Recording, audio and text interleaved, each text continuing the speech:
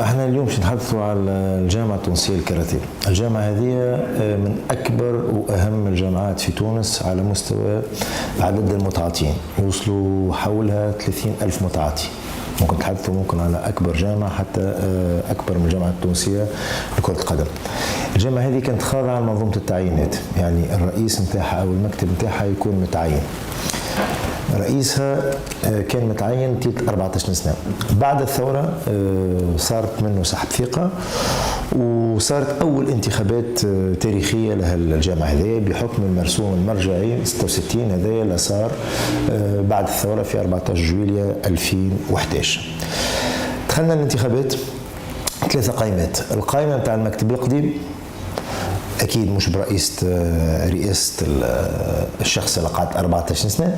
هنا المكتب القديم طعم نفسه بشخصيات تقريبا عندها دي بوست اسي معناها امبورطون في البلاد. والقائمة اللي ترأستها أنا قائمة متكونة من كوادر عليا من رياضيين، وثم قائمة ثالثة. نهار 12 فيفري 2012 صارت الانتخابات وأعطت النتائج التالية. القائمة نتاع المكتب القديم جات الأولى، القائمة نتاعي جات الثانية فرق بسيط، وثم القائمة الثالثة خذت 43 صوت. القائمة الأولى 135، القائمة نتاعي 122. لاحظنا عدة تصرفات 43 صوت. لاحظنا عدة تصرفات مش معقولة صارت نهار الجلسة. هذه نعتبرها طعون احتياطية. مشيت بوصفي رئيس قائمة، طعنت في القائمة الأولانية في مدام مشروعية قبول القائمة من طرف اللجنة العليا للمشرفة على الانتخابات اللي هي تحت اللجنة الأولمبية. اون يو غان دو كوز، يعني ربحنا القرار نتاعنا نهار 26 ماي 2012. هذا ما قبل القرار نتاع المحكمة الرياضية اللي هو قرار نهائي غير قابل للطعن، وربحناه وصرح القرار منطوق الحكم كان واضح. تطيح القائمة الأولى ويتعطى الملف للهياكل المختصة لتعديل نتائج الانتخابات. إلى اليوم هذايا نتائج الانتخابات لم تعدل، والأغرب من هذا الكل هو من وقع إقصاؤه بسلطة القضاء وسلطة القانون يقع تعيينه بسلطة التعيين. يعني العباد اللي خرجناهم بالقانون حاليا ما زالوا موجودين في الجامعة. يعني 6 أشخاص اللي وقع تعيينهم كمكتب تصريف أعمال هو القائمة اللي أسقطناها. هنا ديما نتسائلوا على قاعدة قانونية كبيرة، يقولوا المخطئ لا يستفيد من خطئه. هذه قواعد قانونية عامة. كيفاش أنت ناس تخرجهم بقرار قضائي وهما بيدهم نرجعوهم، في حين أنه ثم قائمة فايزة قانونا المدة النيابية 2012-2016، ثم القائمة اللي ترأستها أنا هي المتحصلة على أكثر عدد من الأصوات، ومن المفروض يقع تسليم إدارة الجامعة لها. شكون عينهم؟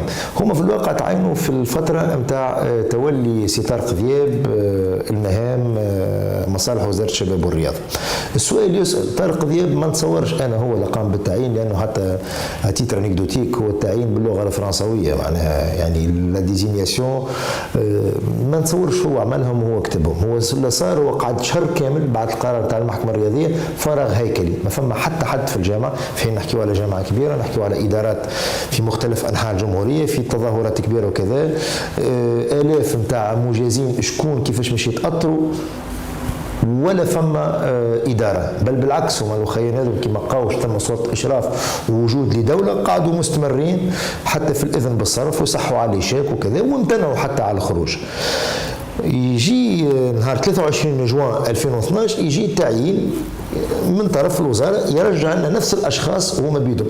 شكون عينهم؟ هنا السؤال يطرح. الوزير يعرف الشخصيات هذه؟ ما نتصورش. هو حتى كان الوزير ثبت شوية يلقاهم هما يشملهم قرار قضائي ما يعينهمش. اكيد ثم ايادي هي اللي حبت تترجع العباد هذوما للمكتب هذا. هو في الواقع شوف الجامعه هذه باش نفاجئك برشا معلومات. انت عمرك سمعت بجامعه رياضيه تستثمر في الفلوس في البورصه؟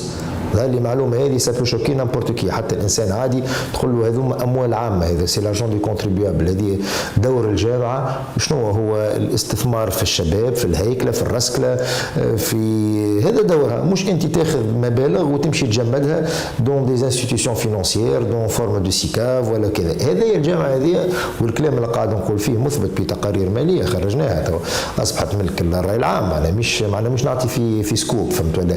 السؤال يسال هذا قبل صار قال 14 جانفي شكون اللي سمح الجامعات الرياضيه تقوم بتصرفات كيما هذه؟ اكيد ثم مسؤولين في الوزاره. ما في حتى شك هذا، يعني الانسان باش يغطي على عمليات كيما هذه اكيد مازالوا موجودين. الفكره نتاع كوني ما تتغيرش الاداره نتاع 14 سنه وما حاجناش احنا بناس معناها انا والمجموعه اللي معايا اوني دي فينونسي اوني دي زيكسبير اون لا ماتيير سبورتيف، معناها عادي جدا مش نسيروا الجامعه باسلوب اخر وكذا.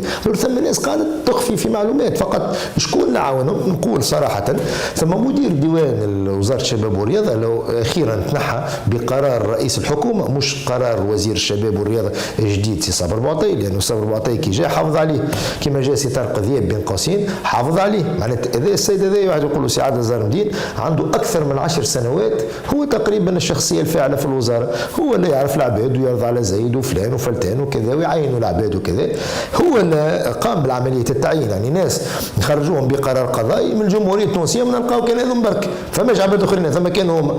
يعني ما تخفيش على اي انسان عنده قدر معين من الذكاء علاش ترجع في العباد هذوم. والى حد يومنا هذا يعني نحكيو من 23 جوان 2012 احنا وقتها احنا تو في 2014 العباد هذوما مستمرين مازالوا موجودين في الجامعه، وقاموا بانتخابات غير شرعيه بيناتهم، حطوا مكتب اخر جديد، المكتب هذا بيدو قدم استقالته. يعني العباد هذوما ما قدروش يسيروا الجامعه هذه، واحنا مستمرين في مطالبه وزير الشباب والرياضه بمقتضى المرسوم المرجعي 66 الفصل 6 واضح وصريح يقول لك الوزير المكلف بالقطاع مكلف بتنفيذ المرسوم هذا. انا يعني وقت مشيت طعنت ما طعنتش في المطلق، انا طعنت في اطار المرسوم. يعني كرئيس قائمه يخول لي القانون كوني نطعن في شرعيه او مشروعيه قبول القائمه، وهذا لا تم. وجاء يو غان دو كوز وخذيت حقي. السؤال يسأل خذيت قرار قضائي شنو باش نقعد نتفرج فيه؟ قرار قضائي علاش ما يتطبقش وعلاش ما يتطبقش؟ ثم حاجه باهيه لكونه نهارين بعد ما جاء سي صابر بوعطي هو اتصل بي بالهاتف وقال لي سي حنبال دون جين سومان الملف نتاع الكاراتيه باش نلقاو له حل.